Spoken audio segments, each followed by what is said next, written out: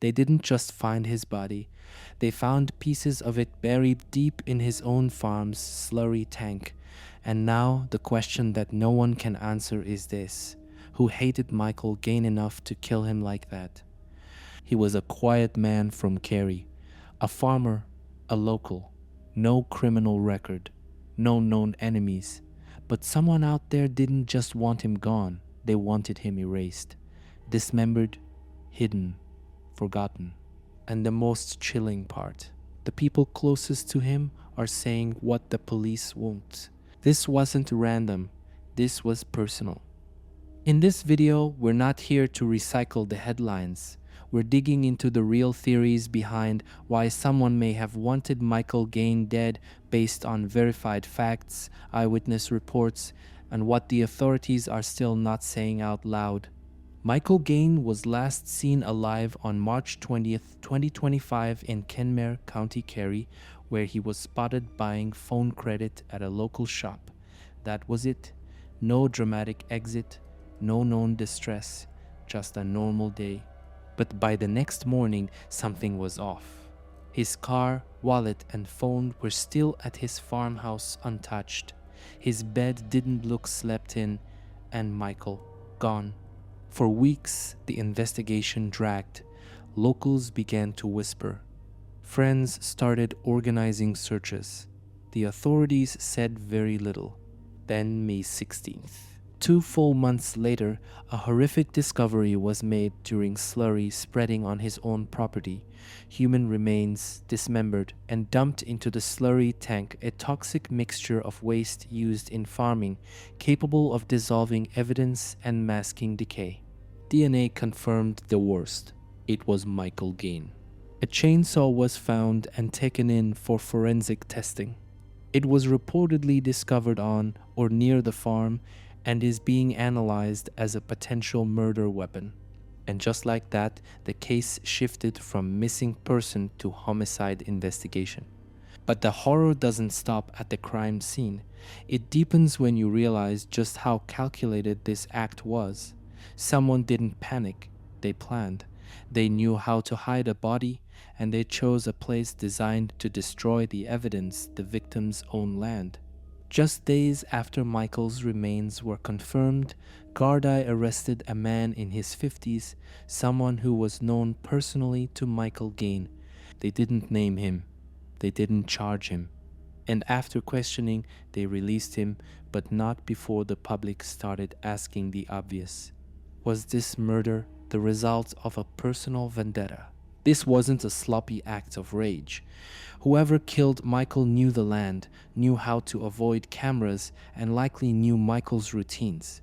The dismemberment, the use of the slurry tank, these aren't random details. They scream of someone with time, access, and an understanding of how to make a body disappear. And here's the thing. According to Irish media, this suspect wasn't a stranger or a distant acquaintance. This was someone from the community, maybe even a neighbor. That changes everything. Did Michael have bad blood with someone over land? Was there a falling out, a business deal gone wrong? Or was there something more emotional, something personal and buried? We don't have those answers yet, but we know this. The killer knew him, and the killer wanted him to disappear, not just die, disappear. And that's what makes this theory the most chilling. Michael may have been murdered by someone who once shook his hand, smiled in his direction, maybe even had dinner at his table. In rural communities like Kerry, cash still talks. And in Michael Gaine's case, it might have gotten him killed. Just before he vanished, multiple reports claim that Michael withdrew a significant amount of money. Some locals said it was tens of thousands of euros, enough to raise eyebrows, enough to make people wonder. Was he planning something, or was someone planning to take it from him? When asked, Gardaí confirmed that Michael did deal in cash, especially for farm-related work, but they also downplayed the total amount withdrawn. Still, they never denied it happened, and that small detail could carry serious weight. Was Michael going to pay someone for something? Was he in a business dispute, loan arrangement, or possibly being blackmailed? Or had he been threatened and pulled the money in fear, trying to settle something quietly? The money was never recovered. It wasn't found on the farm, it wasn't in the house, it's just gone. And here's the sinister possibility. Did someone kill him for it and use the slurry tank to cover the tracks, knowing the cash wouldn't tie back to them? In a close-knit area where everyone knows everyone's business, rumors about cash don't stay quiet. If someone knew he had that money, they may have made a deadly decision. And remember, this is Ireland. There's a long history of rural crimes rooted not in greed, but in desperation. There's a difference between killing someone and butchering them. Michael Gaine wasn't just murdered.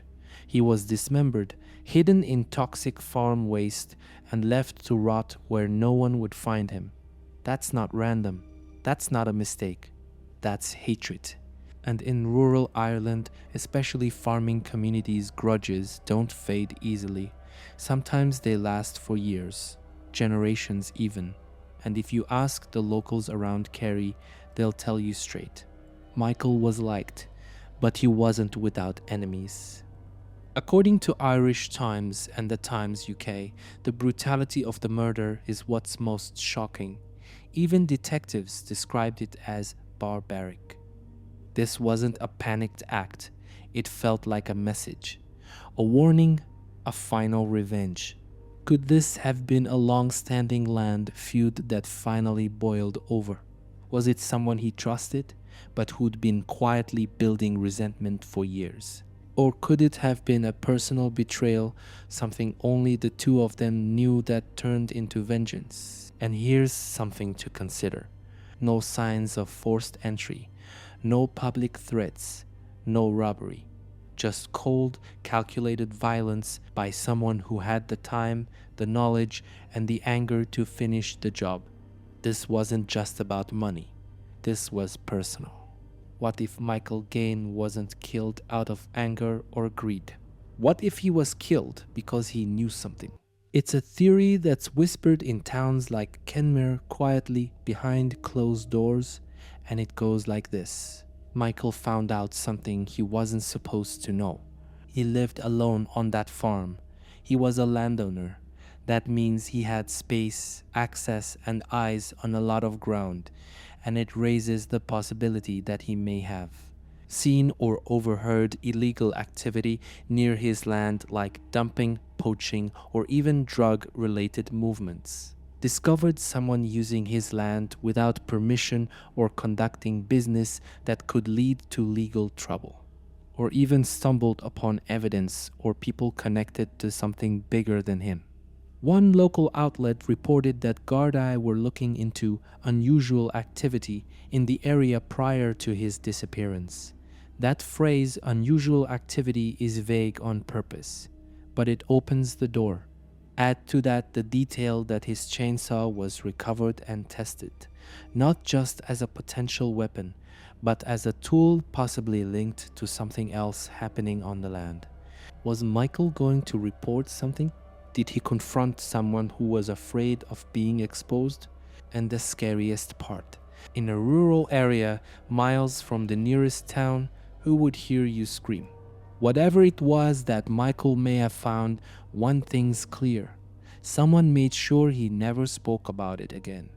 When the news broke that Michael Gaine's dismembered remains had been found on his own farm, the people of Kenmare and the surrounding Kerry countryside were shattered. At first, it was quiet, too quiet. No public rallies, no marches, no one shouting in front of Garda stations. Just shock, then whispers. This wasn't random. He knew something. We all know who did it, but no one will say. Friends described Michael as quiet, respectful, hardworking, a man of habit. Not someone involved in shady dealings. Not someone who had enemies, at least not the kind you expect to kill. But then came the unease, the kind you only get when something is off. Gardaí reclassified the case from missing person to homicide, but didn't name a suspect. A man known to Michael was arrested, questioned, then released.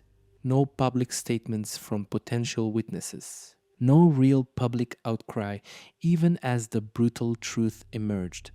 And in rural Ireland, that kind of silence is rarely innocent. It often means one thing: people are scared. Whether it's fear of retaliation or fear of disrupting the fragile balance in a small community, the result is the same. No one is talking. Even Michael's own friends, who rallied to find him during the early days, have now gone quiet. They've lit candles, laid flowers, posted tributes, but they're not naming names. Michael Gaine is not just another name in a cold case file. He was a son, a friend, a man who lived quietly and died violently. Someone didn't just murder him, they butchered him, dumped his body in his own farm's slurry tank, and walked away. No arrest, no charges, no justice. And yet, the signs were always there. A quiet personal feud.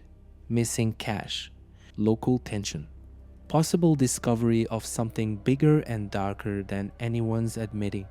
But here's the truth that cuts deeper than any rumor. Someone out there knows exactly what happened to Michael Gaine. Maybe more than one person. Maybe the killer walks those same country roads. Maybe the answers are hidden not just under the ground, but behind locked mouths. That's why this case matters. Because if this is what happens to a man like Michael on his own land in broad daylight and the community still can't get justice, what does that say about the rest of us? If you know something, say something. If you feel something's being covered up, share it. Comment below. This isn't over, and the worst thing we can do is let it go quiet. Michael Gaine deserves to be more than a mystery. He deserves justice.